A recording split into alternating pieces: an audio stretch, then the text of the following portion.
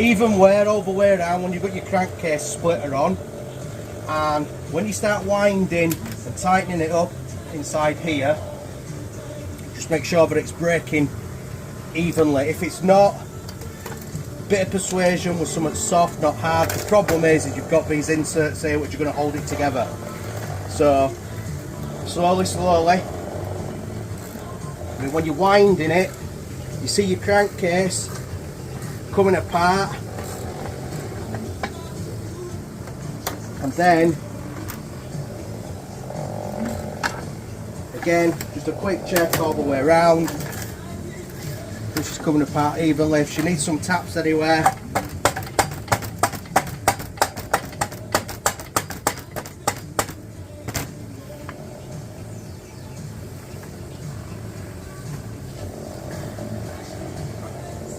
slacken her off.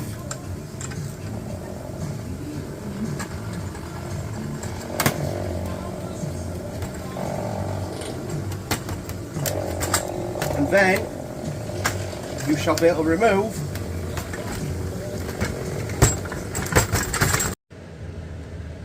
So we have split open our donor engine here today, and the reason why this was a donor engine was because it had this lot of damage to it. I picked it off of somebody on this group. I knew it was damaged when I bought it. I just wanted bits from it. Could we repair that? What do you think? Maybe. Is it worth it? Who knows? There's some more damage around here, there and everywhere on this. I think this case is fit for the bin, but I have salvaged the bits and bobs out of it that I need. So using the Tusk case splitter, it was a very difficult process to try and split the case and video it at the same time, so I got a little bit of help in hand. If you always get stuck, just make sure to using nylon hammer or rubber hammer, persuade the cases so that they separate equally. Make sure you've took all your bolts out of both sides, because there's no worse than getting halfway through a case splitting and it's open at 10mm on one side and it's closed on one side because some nuggets left a fucking bolt in it and forgotten to take it out. You might be looking at 2 new cases if you forget and keep yanking away on that. But yeah, the Tusk case splitter in action there. Now we've got this crank out of this engine. We'll check if it's any good. Is it worth reusing it?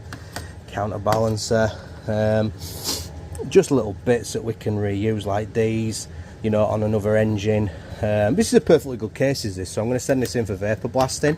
That's the crap that was inside it. It was a very, very dirty engine, was this indeed. Very dirty engine. I have actually got spare side cases for this lot, and like I said, you know, I've got this on the go at the minute. This is engine number 1, let's say, I'm building. I've got enough gear to build another one at the side of it to get 2 engine builds on the project, and this is what I'm planning on. While the weather's shite outside.